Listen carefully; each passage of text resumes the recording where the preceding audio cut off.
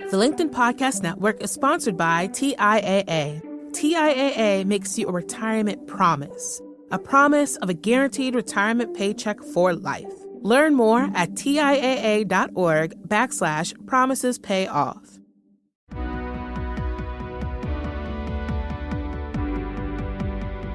I'm Morra Aarons-Mele, and this is The Anxious Achiever. Each episode, we look at stories from business leaders who have dealt with anxiety, depression, or other mental health challenges, how they fell down, how they picked themselves up, and how they hope workplaces can change in the future.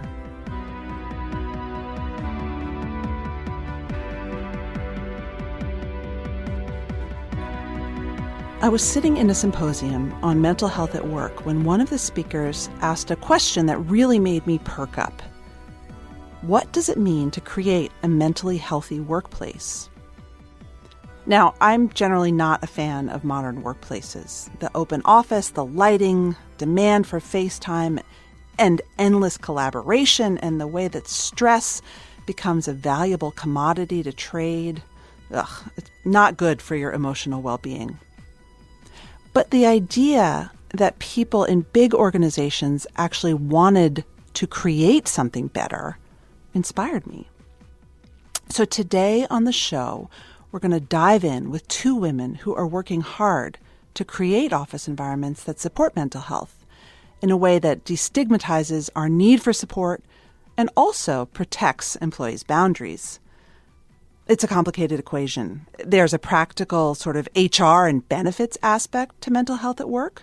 What should the company pay for? Does it offer therapy on site? Does it offer an employee assistance program? And what are the ethical or HR, even legal implications when an employee is in crisis? But there's also really important social and cultural aspects to an emotionally healthy workplace. So companies are evolving to support employees' emotional well-being, from offering on-site therapy, teletherapy, to meditation and yoga in the break room. But as we'll explore today, there are so many questions that arise along the way. How to maintain boundaries? Is it smart career advice to take a mental health day? And what are your coworkers supposed to do if you or a colleague is suffering? Kelly Greenwood is the founder of Mindshare Partners. She's a seasoned San Francisco-based executive with over 15 years of experience in corporate, nonprofit, and foundation roles. She was a principal on the portfolio team of the Skoll Foundation, and she did nonprofit and foundation strategy consulting at Bridgespan Group, which is a spinoff of Bain & Company.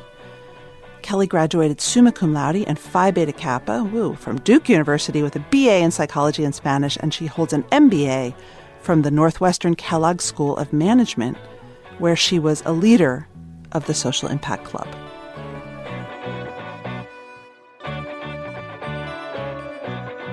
Well, so tell me, first of all, what is your organization, Mindshare, and why did you start it? Mindshare Partners is a national nonprofit with the mission to change the culture of workplace mental health so that both employees and organizations can thrive. So ultimately, our goal is really to normalize what it looks like to have a mental health condition at work, which is actually most people over the course of their lives. So we do that in three different ways. One is really helping to build the social movement around workplace mental health through thought leadership, free toolkits, events. We have professional communities, which are confidential forums where we bring people together who are managing their mental health at work to provide peer support to each other and sort of tips and tricks for navigating. And then finally, we do corporate workshops and advising to really help empower companies, managers, and colleagues with our trainings and strategic advising to build safe spaces, facilitate hard conversations, and learn tools and strategies to really navigate mental health at work and support folks who may be having a difficult time. I'm curious if part of the reason why you started Mindshare Partners came from any personal experience. I mean, was there a specific time you remember your workplace wasn't supportive of your own mental health or anxiety? Absolutely. So I really created Mindshare Partners to be the organization that I really wish that my managers and I had when I was struggling at work. So I have generalized anxiety disorder, which twice in my life has led to debilitating depression. And as a high-performing professional working in competitive environments, I was tremendously ashamed about that fact and kept that very close to the vest, even with my family and friends.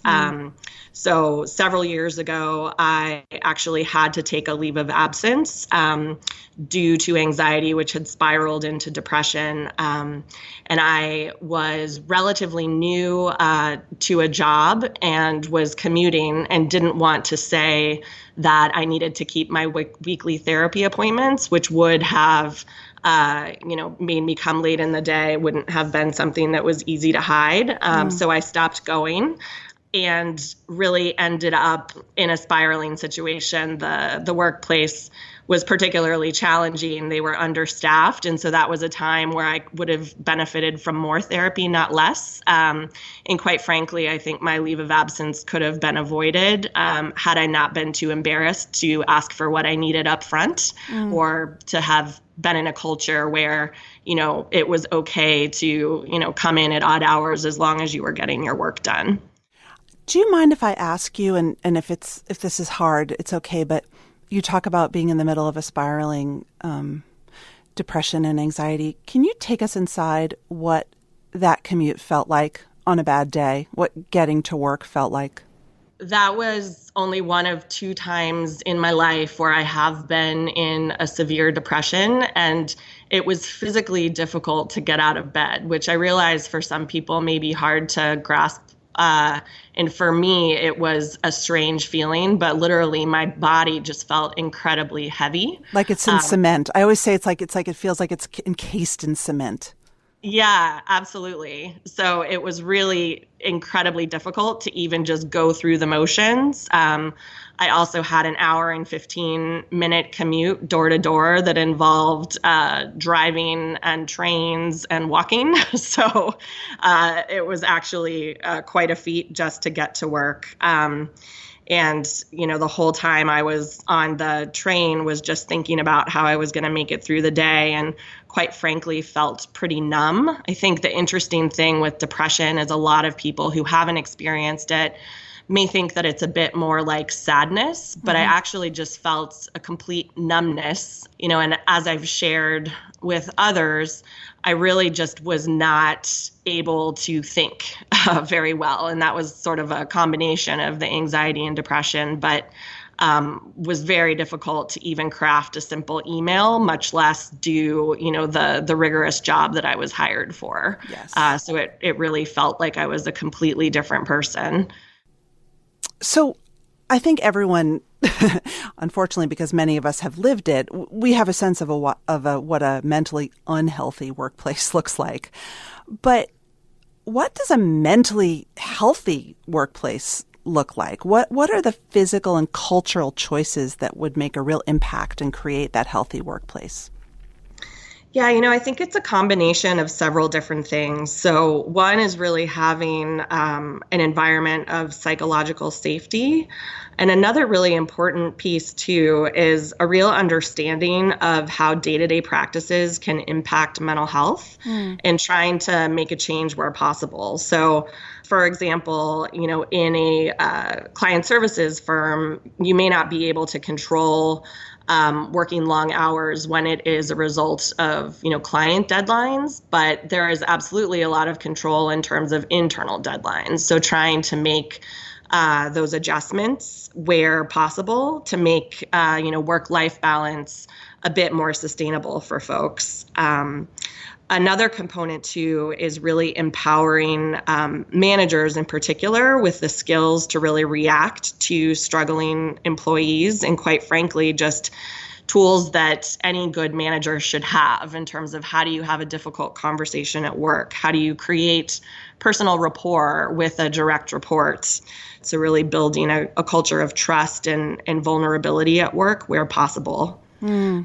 And again, there's a lot of quick wins that are really within a manager's wheelhouse rather than having to punt the punt the ball to HR in terms of letting people get to their therapy appointments without necessarily making them say that that's what they're doing. So in my situation, having an environment where there were no questions asked in terms of if I was coming or going, as long as I was getting my work done, would have been a huge help, so that the onus wasn't necessarily on me to have to reveal everything that was going on, but rather, having a workplace environment where I could manage my own mental health in a sustainable way without necessarily having to share things that I didn't want to. So what would you say to the manager who's listening to this and thinking, oh my God, I can't take on one more thing. I'm so busy. They've cut my staff. I'm working night and day. What about me? Now I have to be a therapist for my team? Absolutely. So at Mindshare Partners, the last thing we want is for managers to try to be therapists. That is a terrible idea on so many different levels. We really just want managers to be able to have candid conversations and trusting relationships with their teams, which is going to serve them well in terms of employee engagement and team productivity in other arenas as well. So absolutely here that a lot of teams are short-staffed, managers have a lot on their plate. This is really just the confluence of being a caring and compliant professional. So really creating an environment where people can be human at work. We really see mental health as the next frontier of diversity and inclusion, and really trying to get the most out of the teams that you do have, the people that you do have, statistically speaking. This is a pretty large percentage of the workforce that's dealing with this. We're not talking 1 or 5%. Right. So it would really behoove managers to just let people be human and bring their full selves to work where they want to. Shocking idea. So an organization's thinking about putting a program in place. They've learned about your work. They're excited. What are the questions that they should ask to start? Yeah, so we always really want to start with understanding that particular organization and what has worked there in the past, what they already have momentum around inclusion and belonging, broadly speaking. So mental health is obviously already so stigmatized and difficult to talk about at work. It's really best to integrate it where there's already buy-in, both culturally and structurally. So perhaps there's a lot of momentum around diversity and inclusion or resilience. So kind of using that as an entry point. Mm-hmm. And then also looking at the structures that are currently in place at that organization. Maybe there's a strong culture of lunch and learns, which would be a good opening for this conversation, or employee resource groups, that may or may not be a mental health employee resource groups, but thinking about the systems, the structures, and also just the culture that's already there and building from a place of strength. We really look at measurement also in terms of figuring out ways to assess explicitly the culture around mental health at that particular organization, and looking at employee engagement as well. I think that's a really important point, reflecting the values of the organization back at them. So if they're a data-driven organization, emphasizing the data, or if they are if they're an organization that has embraced certain buzzwords, right? Or right. Cultural terms, whether it's, collaboration or radical disruption or whatever, sort of folding that into your recipe book probably is pretty effective. Absolutely. I think the exciting thing about mental health is that it really is at an inflection point in this country. And so I think everyone, at least in terms of their exposure to pop culture, understands that, increasingly this is a thing. And we often equate it to where the LGBTQ movement was, 20 to 30 years ago in terms of celebrities coming out about their LGBTQ status. We see that around mental health now, but it's very easy to other celebrities since they have very different types of work environments. They can take 6 months off at a time without question. They're seen as a little quirky. Right. They don't have to answer. I see this as an entrepreneur. What's interesting to me is the othering that I often get when I engage in this conversation with older, senior, yes, white male executives is they always say this to me. They say, my daughter, she's really anxious. I think she'd really benefit from your work. It's Right. it's always a woman in their life who is of lesser status or younger. And on one level, I like that because it's empathy. They do care. They are committed, but it's never me or my head of sales or a peer that I really respect who went through depression, anxiety, etc. But it's baby steps, right? Anecdotally and also in our data, we see huge generational differences around this. And quite frankly, I don't think that's necessarily prevalence, but more self-awareness and stigma. We did a national study this May in partnership with SAP and Qualtrics around mental health at work. And it found that mental health symptoms are actually equally prevalent across seniority levels from individual contributors, all the way up to the C-level. But what it also found was, there's a lot more self-awareness and sort of identification around mental health conditions when you look at millennials and Gen Z, which I really do think speaks to the generational shift in terms of self-awareness and, the comfort in saying, actually, I do have anxiety, I do have depression versus, oh, I'm feeling kind of sad lately, or, oh, I'm feeling a bit stressed, which I think is what is more comfortable in the older generations. Well, let's talk about leadership and stigma and the role of leaders in erasing stigma. What can a line or a P&L leader do? I mean, I would assume it takes a certain kind of leader to ask, what kind of culture around anxiety and depression and mental health and addiction do I want to create here? Right. What does a good leader do? It's interesting that you asked that. I think we've seen cultural shifts around authentic leadership, around vulnerability in leadership over the last several years. We don't necessarily expect or even need senior leaders to share their own personal stories with mental health or in an ally capacity around their friends and family members. That's absolutely what we consider best practice. However, we find that if those leaders or if line managers will share just a bit of their personal challenges, whatever that may be, not necessarily around mental health, we find that lets people feel so much more comfortable revealing their own challenges, which may be mental health related. We find that people really just need a very small opening to feel comfortable in having those conversations, in, asking for help when they find that their leaders, aren't completely perfect themselves. I love that. How do you encourage leaders to help erase stigma around using benefits or taking that extra hour to go to therapy? I mean, I think of something like paternity leave. We've been drawing allegories here. So many companies offer it. So few men actually use it. How do you encourage people to actually use policies that they put in place? I think there's a lot that can be done there. One is really just level setting across the organization. We find that, when we go into companies and do trainings and strategic advising, that we have the best results when we do have a communication that comes out ahead of time, ideally by the CEO, if not another respected, ideally C-level leader that, tells a little bit about why this matters to that particular person, in as much or as little personal detail as desired, but really sort of putting that human face on it and also giving people the permission to have this conversation at work, to really know that it's okay to be talking about this in the workplace. And then we really follow that up with training that ideally touches every manager or at least every senior leader, so that there is a common baseline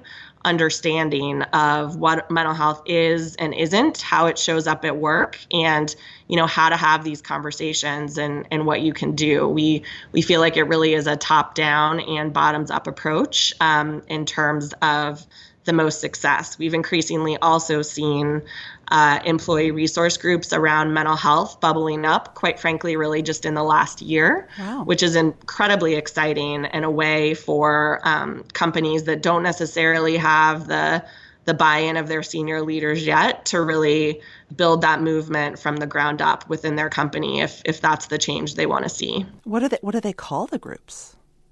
They vary widely. So some are focused on neurodiversity. Johnson & Johnson has their mental health diplomats. Some have quirkier names than others, as you could imagine. I mean, I would start the I'm depressed, are you lunch, but it might not sound like a really good time. Trying to get into, inclusion and positivity. But yeah, I think one of the nice things about that is that inherently employee resource groups, are aimed at being inclusive, and specifically with mental health. Given some legal reasons, you are not necessarily disclosing your own mental health status by joining. So they really run the gamut from folks who have mental health conditions themselves to caregivers and to allies. I'd love to take a moment if you have any examples or case studies or companies that are doing a great job that the audience might find useful. So we can't point to one perfectly mentally healthy workplace yet. To be fair, there are definitely companies that are making amazing strides, but like similar social movements around diversity and inclusion and women's rights at work, this is going to take decades to see, a perfect example.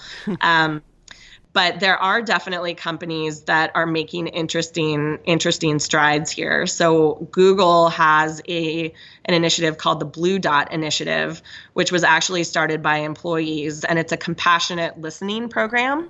So it's not specific to mental health, but oftentimes is most used for that purpose. And so employees are trained in compassionate, active listening, and they wear a blue dot on their name badges so that they're easily identifiable, and can have these, essentially peer support kind of conversations in a confidential way. Wow. Google has found that to be really beneficial. Interestingly, it is not, they don't collect data around that given privacy concerns. So it's somewhat antithetical to Google's normal approach. But they've realized that to be effective, they actually shouldn't be trying to quantify this. Another example of a company doing some really interesting things is Cisco. So last summer, in the summer of 2018, after Kate Spade and Anthony Bourdain's suicides, the CEO, in partnership with his CHRO, wanted to really craft an email to the entire workforce addressing this and addressing his support of mental health in general. And after that email got sent, just the floodgates open, again, to my point earlier about people really just needing a small opening and a small bit of permission to have this conversation at work. And so since then, they've really started a journey around how they can be more open and inclusive around mental health at work. And so there's been videos of employees that have been posted, I believe, to their intranet. And increasingly, they're looking for additional ways to, really bring this to bear at work. Wow. Let's focus on employees for a minute. This is going to be your chance to be a Dear Abby advisor. Is it smart career advice to take a mental health day? I would never advocate widespread disclosure of mental health because there is so much variability from company to company. So interestingly, 62% of missed work days are a result of mental health reasons. However, most people at work do not disclose the fact that they have a mental health issue. I think it's 95% of people have taken a day off for stress, but they've said that it was a stomach ache or something else that's more acceptable. So I would say it's really at that person's discretion in terms of how they feel the culture is or isn't amenable to mental health. Hopefully we'll get there. And I would say a mental health day, unfortunately, isn't the long-term solution. Exactly. Although I do remember when I lived and worked in Britain, people were very open about taking their duvet days. Nice. They just stayed under the covers. Well, we'll get there. We'll get there. What can an employee do when a colleague openly, you can tell they need help, but perhaps the colleague isn't willing or able to be open about what's going on with them? Yeah, that's a great question. And again, I think, unfortunately, a lot of my Dear Abby answers are going to be case by case. Of course. But, I think to the extent that they do have a close personal relationship, the person who notices something could offer a personal story, again, a personal challenge that they've faced around mental health. Again, I think the tricky thing here, and this is part of why we're not encouraging managers or colleagues to try to be therapists, is that a lot of times things that may look like a mental health condition actually aren't. It could be something else. So we don't necessarily want to try to get in the habit of attempting to diagnose the situation, but it could just be, hey, I've noticed that you've been having a hard time. Like, I wanted, would it be okay if I told you about, a tough time that I went through, to the extent that they already have, pretty good rapport. If that's not the case, it might be helpful to go to HR or to go to that person's manager and just say, hey, have you noticed so-and-so, maybe at your next check-in, you could, just, see if they're doing okay. Yeah. Yeah. Okay. Now on the flip side, and many of us have experienced this, you do have a colleague who you have that personal relationship with, and you know what's going on in their life, and they're oversharing. And it's like, you do feel like you're their therapist. What do you do then? You're really laying it on, Morra. Yeah, I know. Well, hey, you're a professional. Come on. So, I think in that case, if you do feel like they're oversharing, again, I think it depends on your comfort level and sort of tolerance level for that overshare. To the extent that, they're in therapy, it might be worth saying, hey, I really appreciate you trusting me with this, and I'm not quite sure how to help. Yeah. Maybe this is something that, would be a good question for your therapist. I think that's something actually, the more public I am about my own mental health challenges, a lot of people come asking clinical questions, and Yes. I very quickly put a disclaimer that I am by no means a clinician. I can share what's worked for me, but everyone is really different. And so kind of drawing that boundary a little bit in terms of the fact that you are happy to help be a support, but that you may not have all the answers, and that may be a question or comment best directed towards someone else. I think that's absolutely right. And listeners, we will have a whole show about boundaries that will include a little bit of this, although also about how creating your own good personal boundaries can help maintain mental health. But I think that boundaries in general are really important. And like you, I need to say I am not a licensed mental health professional. So yes. Well, thank you. That was wonderful, wonderful, dear Abby. And just my last two questions. My first is, if you could wave your fairy godmother magic wand, what would you want employers to know about mental health and the ambitious professional? Yes, so many things. I will pick a few. I think one of the things that is incredibly important for folks to realize is how common this is. So the latest research shows that up to 80% of people will experience a diagnosable mental health condition at some point over the course of their lives. Wow. So, this may be chronic or it may be acute. Oftentimes these things are temporary. They're triggered by a job loss, perhaps the death of a spouse or a parent. And a lot of people won't necessarily know that they have a diagnosable mental health condition like depression or anxiety, but were they to walk into a therapist's office or doctor's office, they would meet the criteria. So this is not just a few people. This is, most people. So we really, find that mental health affects every conference call, every meeting, and every team. And it's not just your low performers. It really is everyone. Again, our Mental Health at Work report in partnership with SAP and Qualtrics showed that your CEO is just as likely to have mental health symptoms as your administrative assistant or, your entry level employee is. And so this is something that really does affect everyone. And some studies show that it actually does disproportionately affect your your top performers. For me personally, my anxiety has been helpful to a point. At a lot of times in my life, it has made me more ambitious. It's made me, strive potentially harder because of that anxious fuel. It's only sometimes that it proves unhelpful. So I think those things are really important to know, just really busting some of those myths around the prevalence and around the type of person that affects. I would say another thing that's really important for people to know is not only is it the right thing to do to pay attention to mental health at work, but it's also really what's best for the bottom line. So certainly we see this as the next frontier of diversity and inclusion. It's often the opposite of how we typically think about diversity and inclusion. So often when we think about that, it's, recruiting quote unquote other people into our organization to increase the level of innovation around the table. With mental health, you already have these people in your workforce on all of your teams. You just don't know who they are. So in addressing this and really increasing their sense of belonging within an organization, you are really increasing your team's productivity. So there's also a very real cost savings component that goes along with that too, and increased employee engagement.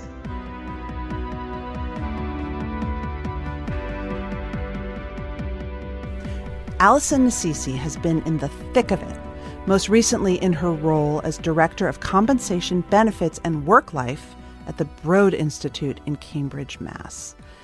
Now, Broad isn't your average workplace. Its staff are literally working on the cure for cancer as well as many other diseases because the Institute was founded to seize on the opportunity that arose from the Human Genome Project. So the Broad Institute brings together quite literally some of the world's most intelligent, skilled, and curious people to do this really important work. And needless to say, for an organization like this, talent is everything. People are everything. When I met Alison, when I heard her speak at a conference, she said that creating a more mentally healthy workplace had to be baked in to an organization like the Broad Institute. And that stuck with me. She was really matter-of-fact about it. The people who work there are intense, driven, passionate about their work, possibly stressed out, more likely to be millennial, Gen Z, and probably more open to seeking mental health care than other workforces might be. So for someone in a role like this at a place like the Broad Institute, or indeed many technology-first organizations, which is many of them these days, the challenge isn't if your organization must create holistic and comprehensive mental health care, it's how.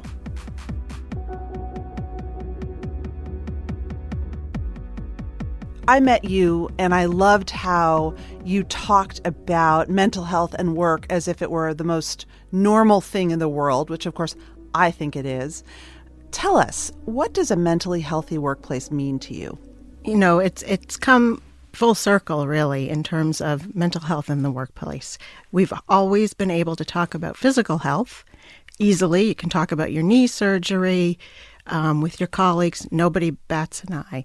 When you start talking about therapy at work, people really sort of back away and are a little bit nervous about talking about that in the workplace. So to me, leveling the playing field between physical health and mental health is really important and is something that will help reduce the stigma in the long run. So sort of reducing stigma all around so that people feel like it's just sort of a normal piece of their life, maybe. Exactly. It's just another thing, another challenge that people deal with. Everybody has something that they're dealing with, and they bring it to the workplace. And we know that through the research that we've done over time, that the Generation Z is dealing with anxiety and depression more than any other generation. And they're all coming to our work environment. So we have to be ready. We have to realize and understand what it is that we need to do to support them and make them productive. So looking back, what are you proud of in terms of what you've done in your career to help employees have better mental health? My employer at the Broad Institute, we were very much supportive of employees with mental health challenges. We knew through data, through our medical data, and just through anecdotal data, hearing people talk about the challenges that they're facing, that this was an important initiative. And we'd been doing a lot of things that a lot of organizations do, things like yoga in the workplace, mindfulness. We implemented an EAP, Employee Assistance Program, which offered counseling sessions to employees who felt they needed it. Those were the early kinds of wellness initiatives that we launched. And we realized that it wasn't enough. And we really started thinking about what would really make a difference, what would make physical health and mental health equalized. And the things that we started to look at were policies, such as our leave of absence policy, co-pays in our medical plan. How could we equalize or minimize the out-of-pocket expenses associated with what employees have to pay for therapy versus a regular doctor visit? So these were things that we started to implement or look into and research and think about. How could we really make an impact in these areas? We also brought in speakers that could address the community and sort of normalize conversations. NAMI came in, and they have speakers that can talk to your organization, and they really National Association of Mental Illness. Exactly. And they bring in people that actually have dealt with these kinds of challenges and how they've overcome it and what they're doing to express how they've been dealing with their struggles and how others can emulate their approach.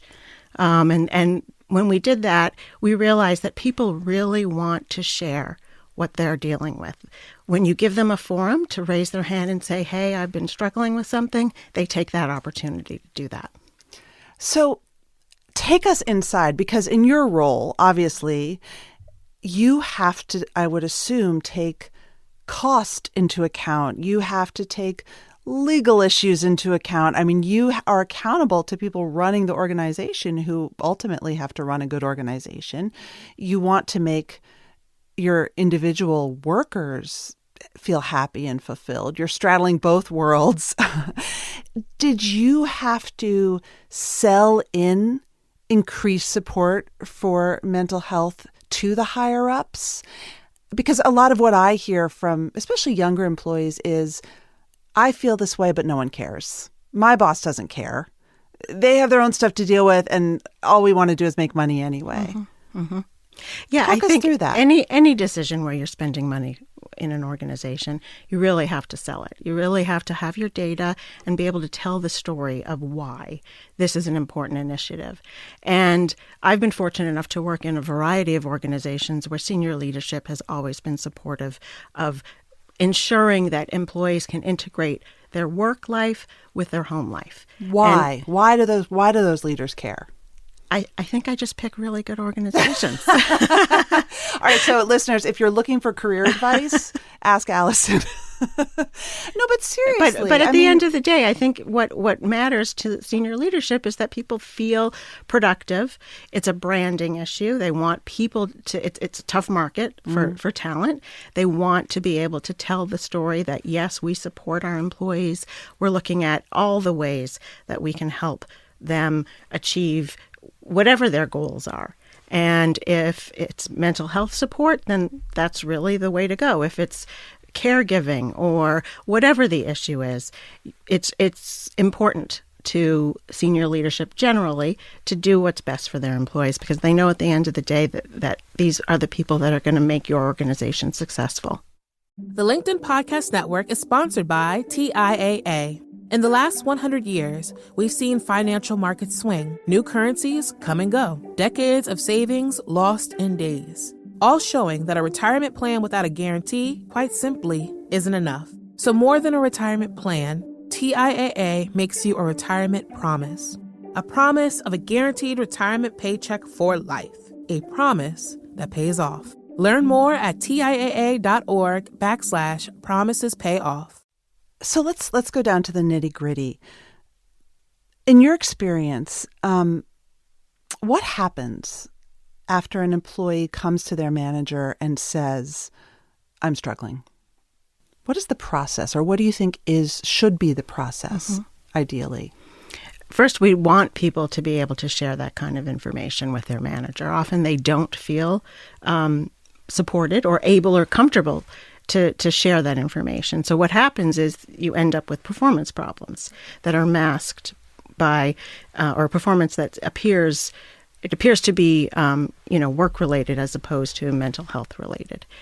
In really open situations where a manager is approachable, when an employee shares that information, generally in organizations like the Broad, there is an employee assistance program where an employee can make a call and be connected to therapists who can help triage them to the right care that they need. We also had our Broad Life office, which there was actually a manager of the Broad Life office, it's our work life office, that was able to help triage employees who appear to be dealing with mental health challenges, and was able either to get them to the EAP or provide them with other resources to help facilitate whatever challenges they were facing. What would you say to people? I mean, sometimes I see data of utilization of EAP that's quite low. It's one thing for a company to have a provider. It's another to get them to use it. What would you say to someone who is really ambitious, wants to get promoted, wants to succeed, who says, no way. If I go to that office, if I make that phone call, it's going to be a black mark against me? All EAPs are confidential. That's how they're marketed, and it's actually a fact. So the organization never gets any specific information about who called or why they called or what the outcome of that interaction was. What the organization does receive is just aggregate data. So they know what are the issues our community is facing and can help build a response to help folks who are dealing with mental health issues or anything else. And usually in organizations like Broad, the primary reason someone calls is for behavioral issues, mental health issues. What are some other ways, if people aren't disclosing mental health or asking for help specifically around mental health, that you might see data that gives you sort of a hint that there might be a problem here, but maybe it's showing up as something else? I think one way to identify issues is really understand what's going on in the teams, with peers and managers. They're the first line of defense in these situations. Something that's kind of showing up as anger or, somebody who's not performing to the best of their ability. Sometimes that's masked as a performance issue when it's really a mental health issue. So giving managers the tools they need to engage in conversations is really important. It's also really hard to get managers to want to engage. Sometimes they feel they're stepping over the line. They don't want to, probe too much. It's personal information. And so there's a fine line in understanding how can we get managers to do something when they see something, but also not overburden them, because that's really not something that an organization wants to do. What's a good question a manager can ask? I mean, what do you coach managers to ask if they have an inkling something's wrong, but they're nervous about saying it? It's really just being human. It's just asking. What? Just asking the question, are you okay? I've noticed something. I've noticed that you've been really tired lately, or I've noticed that you've been coming in late, or you're not hitting your deadlines like you usually do. What's going on? Just opening up the door to and inviting that kind of conversation is a first step. Yeah. Although really hard on the other side, if you're depressed or you're anxious, to actually not see it as a dark accusation, but a question of caring. I mean, that's complicated. It is complicated. What kind of mistakes have you made along the way that you're comfortable telling us about? I mean, what do you wish you had done that you know now in creating mentally healthy workspaces? I think that sometimes, like I said, a performance issue is masking a mental health issue. And these things don't resolve quickly. You really need to give people time to sort of figure out, how am I going to function day to day with the challenges I'm facing. And so I think sometimes in organizations, we rush people to feeling as good as they can and bringing their best selves to work. And it takes time. And we can't expect this kind of problem to resolve overnight. And so as all organizations need to think about, how long can they support a person who's struggling in this way. Now, obviously, at the Broad Institute and in many of your roles, you're dealing with a very skilled workforce that's hard to come by. And organizations invest a lot in these people. What's your advice to people in your role who might be working with an hourly workforce, or people who have maybe less of a cushion to fall back on in a crisis because they aren't postdocs from Harvard or MIT who are extremely highly sought out? I think for organizations that are primarily hourly employees, I think I would fall back on just being human again, and really just listening to employees and taking the invitation to engage in conversation with them if something presents itself.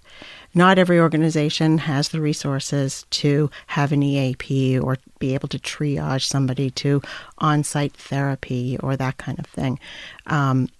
But again, just opening up the conversation and listening and, thinking about how can you support this employee is really the best solution. I'm curious also, as we're talking about Gen Z, let's generalize here, that if they might feel more comfortable talking about their own anxiety with each other, is there any work that you've done to try to encourage boundaries around that discussion? I think that at work, sometimes when you're a close team, you can sort of forget you're at work and you disclose a lot, and that might make other managers feel uncomfortable. How do you help people feel open but also sort of boundaried? I think offering or coming up with a method of getting people to engage in conversation with people who are open to it is a really good idea. And one way to do that is to have employee resource groups, or ERGs. Not every organization is doing this yet because it is kind of a scary conversation to engage in, bringing people together to talk about mental health. But I think people want to engage in this conversation if given the opportunity. So offering an employee resource group that employees self-select into, it's not required. They can just attend and have sort of a community of folks dealing with similar issues. It is a really great way to get people to open up. Because it's the right time and the right place. Exactly. Yeah. What's the future of mental health at work? That's a good question. I think we're just scratching the surface now. Ultimately, everybody wants that there to be a reduction in the stigma associated with talking about mental illness, mental health. To get there, I think we have a long way to go. I think it's things like equalizing policies when it comes to mental health and physical health. Things like ERGs where people can talk about it. And really just opening up the conversation. The first step is really listening to your employees. And if someone says they're tired, don't just say, oh, go get a cup of coffee. Say, why are you tired? What's going on? And really kind of hearing what your employees, what your colleagues are talking about. So what should the CEO or the head of the organization do in order to create this kind of culture? I think being open to it and not shying away. It'd be great if leaders would express their own challenges and share what they're dealing with, whether it's themselves or family members or whomever. Just getting the conversation started is the first step.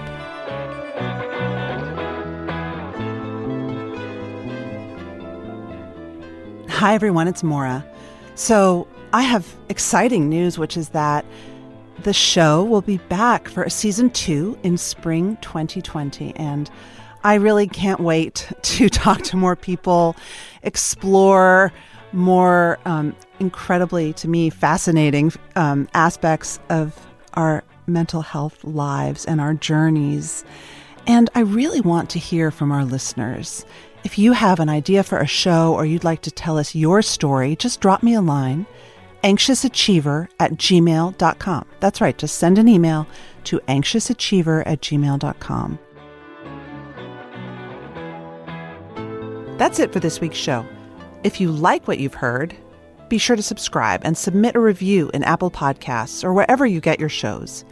And if you have an idea for the show or you want to tell us your story, drop me a note at anxiousachiever@gmail.com, or you can tweet me at Morra AM. That's MORRAAM. Special thanks to the team at Harvard Business Review, my producer Mary Dew, the team at Podcast Garage, and all of our guests who are telling us their stories from the heart. From the HBR Presents Network, I'm Morra Aarons-Mele, and this is The Anxious Achiever.